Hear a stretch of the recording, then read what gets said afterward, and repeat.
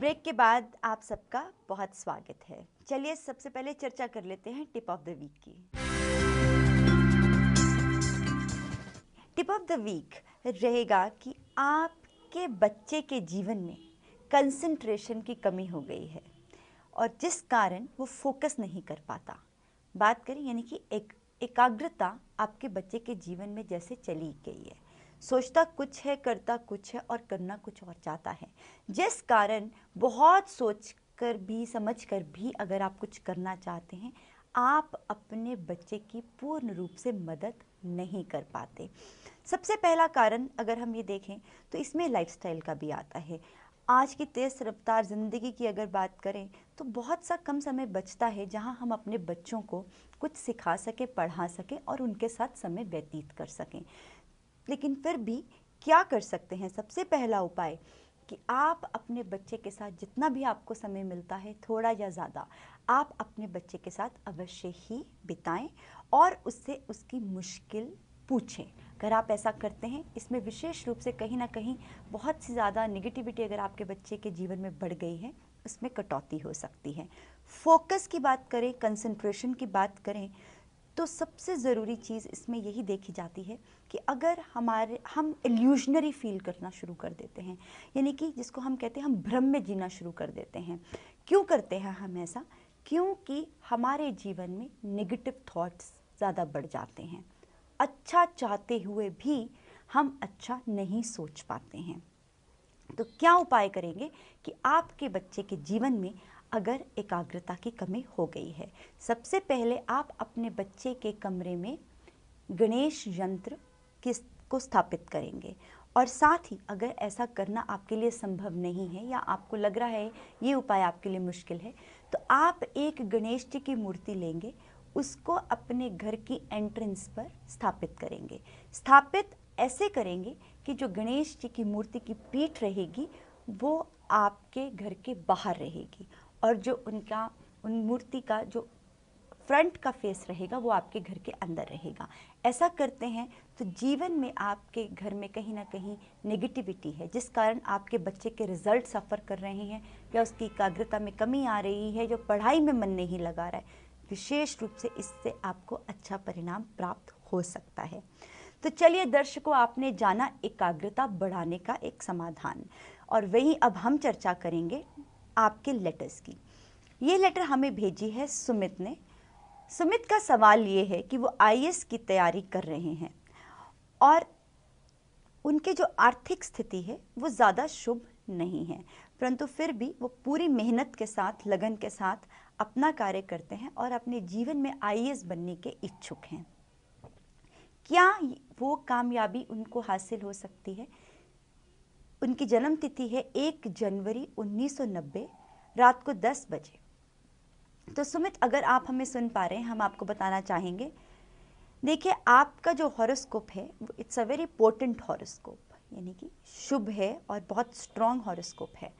आप अवश्य ही जो भी करना चाहते हैं अपने जीवन में वो कर सकते हैं, परंतु जो आपका रास्ता है वो चुनौतियों से भरा हुआ है और साथ ही चैलेंजेस हैं, कुछ ऑब्स्ट्रक्शंस हैं, रेजिस्टेंसेस हैं, रिस्ट्रिक्शंस भी हैं, परंतु आपको घबराना नहीं है।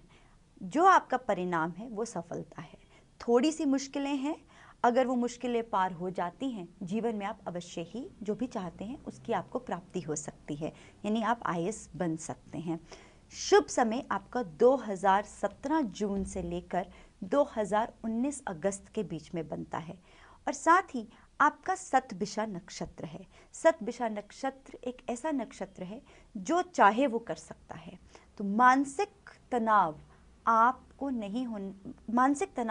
में आपको नहीं पड़ना है और साथ ही वैचारिक मतभेद अगर आपका किसी के साथ होता है तो जीवन में कहीं ना कहीं अगर आप कुछ करना भी चाहते हैं उसमें आपको ऑब्स्ट्रक्शंस हो सकती हैं। तो आपको विशेष रूप से अपने माइंड कंट्रोल के ऊपर काम करना है। ऐसा करते हैं तो आप विशेष रूप से जो भी चाहते हैं आपको प्राप्त हो सकता है। तो चलिए दर्शकों, बात करी यहाँ पर हमने एक लेटर की, अब चर्चा कर लेते हैं अपनी दूसरी लेटर की। ये लेटर हमें भेजी है रोहिणी ने। रोहिणी जानना चाहती हैं कि वो जीवन के प्रति बहुत मायूस हैं। आत्मबल और आत्म शक्ति की भी उनकी कमी बहुत ज़्यादा बढ़ गई है, जिस कारण कुछ भी करने का उनका मन नहीं करता। कुछ उपाय बताएं। देखिए रोहिणी, सबसे पहले हम बताना चाहेंगे आपकी धनु लगन की जन्म कुंडली है और चंद्र की स्थिति 10वें भाव में कन्या राशि में है, और वहीं आप भावुक हैं, वल्नरेबल हैं, बहुत ही ज़्यादा सेंसिटिव फील करती हैं। छोटी सी बात आपके मन को लग जाती है, जिस कारण बेमतलब से आपको बहुत स्ट्रेस भी हो जाता है। और वहीं जब स्ट्रेंथ की बात करें, आत्मविश्वास की बात करें, आत्मबल की बात करें, मंगल ग्रह धनु राशि के लिए चाहे योग कारक ग्रह है, परंतु उसकी स्थिति नीच ग्रस्त होकर अष्टम भाव में पड़ी है। यानी आप में आत्म बल की कमी इसी कारण है क्योंकि आपके मंगल नीच ग्रस्त हैं। तो एक उपाय बताते हैं जिससे आपका आत्मविश्वास और आत्म बल भी बढ़ेगा और आगे जाके जो आपका जीवन है उसमें आप सुधार भी ला सकती हैं। आपको एक चंद्रमणि रत्न धारण करना है अपनी तर्जनी उंगली में, बाएं हाथ की। ये कार्य आपको सोमवार को करना है, सूर्य उदय के 1 घंटे के अंदर। अगर आप ऐसा करती हैं तो इससे आपको मनोबल प्राप्त होगा, जिससे आपका आत्मबल और आपका आत्मविश्वास भी बढ़ेगा। तो ये करें, और साथ ही आपको एक चांदी का चौकोर टुकड़ा अपने पास नित्य रखना है। ऐसा करती हैं तो विशेष रूप से कहीं ना कहीं जो आत्मबल में आपकी कमी है, इसमें आपको अवश्य ही सुधार प्राप्त हो सकता है। चलिए दर्शकों, आपने जाना अपने सप्ताह का हाल, वहीं बात हुई टिप ऑफ द वीक की भी, और लेटर्स ऑफ द वीक में आपने अपने प्रश्नों के उत्तर भी जाने।